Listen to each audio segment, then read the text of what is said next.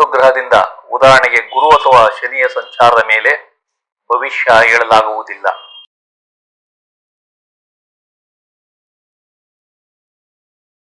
ಆತ್ಮೀಯರೇ, ತಮಗೆಲ್ಲ astro secret by Shiva ಚಾನಲ್ಗೆ ಆತ್ಮೀಯ ಸ್ವಾಗತ.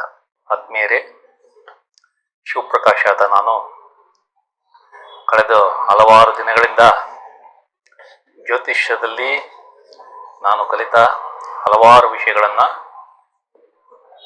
ವಿಡಿಯೋ ಸರಣಿಗಳ ಮೂಲಕ ತಮ್ಮ ಮುಂದೆ ಪ್ರಸ್ತುತಪಡಿಸಿದ್ದೇನೆ. ತಾವು ಈ ವಿಡಿಯೋಗಳನ್ನು ನೋಡಿ ಉಪಯೋಗ ಪಡೆದುಕೊಂಡಿದ್ದೀರಿ ಎಂದು ನಾನು ನಂಬಿದ್ದೇನೆ. ಈ ದಿನ ಮಾರ್ಚ್ 1ರಿಂದ 15ರವರೆಗೆ 12 ರಾಶಿಗಳ ಭವಿಷ್ಯಗಳನ್ನು ತಮ್ಮ ಮುಂದೆ ಪ್ರಸ್ತುತಪಡಿಸುತ್ತಿದ್ದೇನೆ. ಮೊದಲು ಈ ಸೂಚನೆಗಳನ್ನು ತಾವು ಪರಿಶೀಲಿಸಿ. ರಾಶಿ ಚಕ್ರದಲ್ಲಿ ನವಗ್ರಹಗಳ ಸಂಚಾರದ ಮೇಲೆ ಪ್ರತಿಯೊಂದು ಲಗ್ನ ಅಥವಾ ರಾಶಿಗೆ ಈ ಕೆಳಕಂಡ ಭವಿಷ್ಯ ಕೊಡಲಾಗಿದೆ. ಒಂದು ಗ್ರಹದಿಂದ ಉದಾಹರಣೆಗೆ ಗುರು ಅಥವಾ ಶನಿಯ ಸಂಚಾರದ ಮೇಲೆ ಭವಿಷ್ಯ ಹೇಳಲಾಗುವುದಿಲ್ಲ. ಪ್ರತಿಯೊಂದು ಗ್ರಹವು ನಮ್ಮ ಭವಿಷ್ಯಕ್ಕೆ ತನ್ನದೇ ಆದ ಕೊಡುಗೆ ನೀಡುತ್ತದೆ. ಪ್ರತಿಯೊಂದು ಗ್ರಹವು ಶುಭ ಮತ್ತು ಅಶುಭ ಎನ್ನುವುದು ಅವುಗಳು ಯಾವ ನಕ್ಷತ್ರದಲ್ಲಿ ಸಂಚಾರ ಮಾಡುತ್ತವೆ ಎಂಬುದರ ಮೇಲೆ ನಿರ್ಧಾರವಾಗುತ್ತದೆ. ಚಂದ್ರನ ಸಂಚಾರ ಒಂದು ಭಾವದಿಂದ ಇನ್ನೊಂದು ಭಾವಕ್ಕೆ 2 ಕಾಲರಿಂದ 2.5 ದಿನದಲ್ಲಿಯೇ ಆಗುವುದರಿಂದ ಆ ಗ್ರಹವನ್ನು ಇಲ್ಲಿ ಉಪಯೋಗ ಮಾಡಿಲ್ಲ. ನಿಮ್ಮ ಜನ್ಮ ಜಾತಕ ಮತ್ತು ದಶಾಭುಕ್ತಿ ಅಂತರ್ಭುಕ್ತಿಗಳು ಸಹ ಭವಿಷ್ಯ ನೋಡಲು ಬೇಕಾಗುತ್ತವೆ. ಈ ವಿಷಯಗಳನ್ನು ತಾವು ಕೂಲಂಕುಷವಾಗಿ ಅರ್ಥ ಮಾಡಿಕೊಂಡು ನಂತರ ಇಲ್ಲಿರುವ ಗೋಚಾರದ ಭವಿಷ್ಯಗಳನ್ನು ತಾವು ತಿಳಿದುಕೊಳ್ಳಬೇಕು.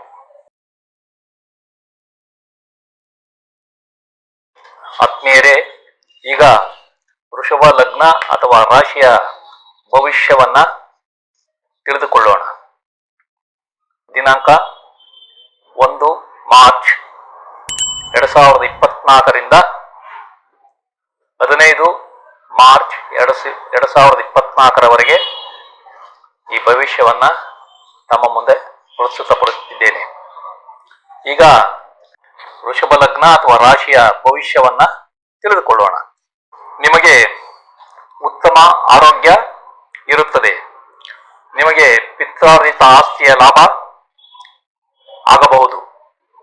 ನಿಮಗೆ ಇನ್ಶೂರೆನ್ಸ್ ಹಣ ಬರಬಹುದು. ನಿಮಗೆ ಕಷ್ಟವಿಲ್ಲದೆ ಅನಿರೀಕ್ಷಿತ ಲಾಭ ಹಾಗೂ ವರದಕ್ಷಿಣೆ ಹಣ ಸಹ ಬರಬಹುದು. ನೀವು ವಿದೇಶದಲ್ಲಿ ಹಣಕಾಸಿನ ವ್ಯವಹಾರದಲ್ಲಿ ಹುಷಾರಾಗಿ ವ್ಯವಹಾರ ಮಾಡಿ.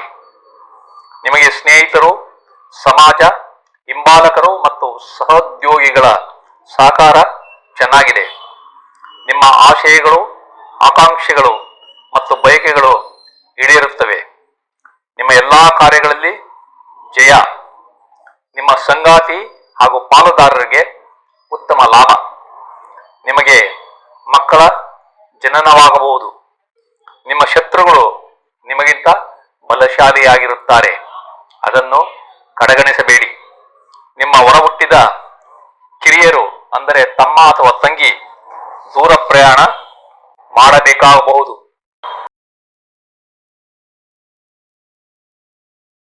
ನೀವು ಪ್ರೀತಿಸಿ ಮದುವೆಯಾಗಿರಬಹುದು ಹಾಗೂ ಮೊದಲ ಮಗುವಿನ ಗರ್ಭಧಾರಣೆಯಾಗಿರಬಹುದು. ನಿಮಗೆ ಲಲಿತ ಕಲೆಗಳ ಕಲಿಕೆ ಮತ್ತು ಅದರಲ್ಲಿ ನಿಧಾನವಾಗಿ ಯಶಸ್ಸು ಬರಬಹುದು. ನಿಮಗೆ ಕ್ರೀಡೆಗಳಲ್ಲಿ ಯಶಸ್ಸು ಮತ್ತು ಸ್ಟಾಕ್ ಹಾಗೂ ಶೇರ್ ವ್ಯವಹಾರದಲ್ಲಿ ನಷ್ಟವಾಗಬಹುದು. ನಿಮಗೆ ಹಣಕಾಸು ಸಂಪತ್ತು ಇವುಗಳು ವೃದ್ಧಿಯಾಗುವುದು ನಿಧಾನವಾಗಬಹುದು. ನಿಮ್ಮ ಮಾತಿನಲ್ಲಿ ನಯವಂತಿಕೆ ಇರಲಿ. ಇಲ್ಲದಿದ್ದರೆ ತೊಂದರೆಗೆ ನೀವು ಒಳಗಾಗಬಹುದು. ನಿಮ್ಮ ತಾಯಿಗೆ ಲಾಭ ಕಡಿಮೆ. ನಿಮ್ಮ ಮಕ್ಕಳ ಯಶಸ್ಸು ಮತ್ತು ನಿಮ್ಮ ತಂದೆಯ ಆರೋಗ್ಯ ಹದಗೆಟ್ಟಿದ್ದರೆ ಅದು ಸುಧಾರಣೆ ಕಾಣಬಹುದು. ನಿಮ್ಮ ಒಡಹುಟ್ಟಿದ ಅಣ್ಣ ಅಥವಾ ಅಕ್ಕಂದಿರಿಂದ ಮನೆ ಅಥವಾ ವಾಹನ ಖರೀದಿಯ ಮಾಡಬಹುದು. ನಿಮ್ಮ ಕೆಲಸದಲ್ಲಿ ಹುಷಾರಾಗಿರಿ, ಅನಗತ್ಯ ಯೋಚನೆಗಳು ಬರುತ್ತವೆ. ನಿಮಗೆ ನೆಮ್ಮದಿ ಕಡಿಮೆ, ಅನಿರೀಕ್ಷಿತ ಮೋಸ ಮತ್ತು ತೊಂದರೆ ಆಗುತ್ತದೆ. ನಿಮ್ಮ ಕಾಯಿಲೆ ಉಲ್ಬಣವಾಗಿ ಆಸ್ಪತ್ರೆ ಸೇರ್ಪಡೆಯಾಗಬಹುದು. ನಿಮಗೆ ಪ್ರಾಣಿಗಳಿಂದ ತೊಂದರೆ ಇದೆ.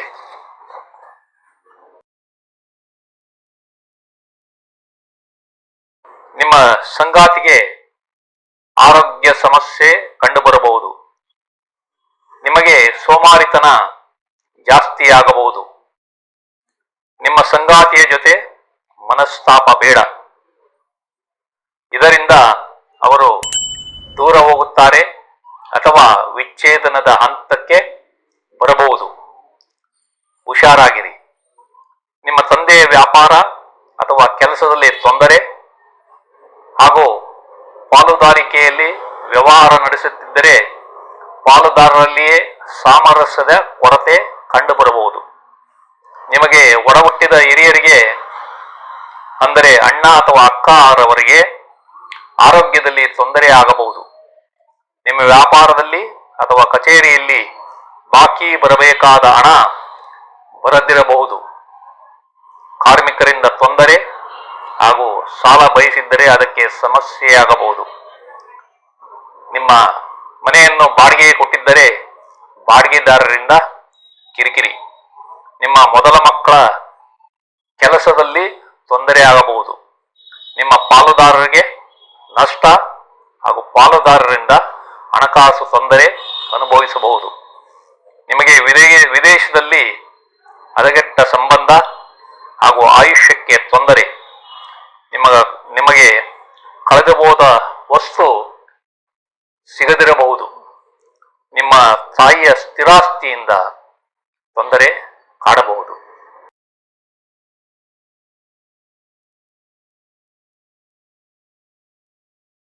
ಆತ್ಮೀಯರೇ, ಈ ಎಲ್ಲಾ ವಿವರಗಳು ನಮಗೆ ಇಷ್ಟವಾದರೆ ಈ ಚಾನಲ್ ಅನ್ನ ನಮ್ಮ ಬಂಧು ಮಿತ್ರರಿಗೆಲ್ಲ ಶೇರ್ ಮಾಡಿ, ಅವರು ಸಹ ಈ ಚಾನಲ್ಗೆ ಸಬ್ಸ್ಕ್ರೈಬ್ ಆಗುವಂತೆ ಮಾಡಿ ಪ್ರೋತ್ಸಾಹ ನೀಡಬೇಕೆಂದು ತಮ್ಮಲ್ಲಿ ಕಳಕಳಿಯಿಂದ ಕೋರುತ್ತಿದ್ದೇನೆ. ವಂದನೆಗಳು.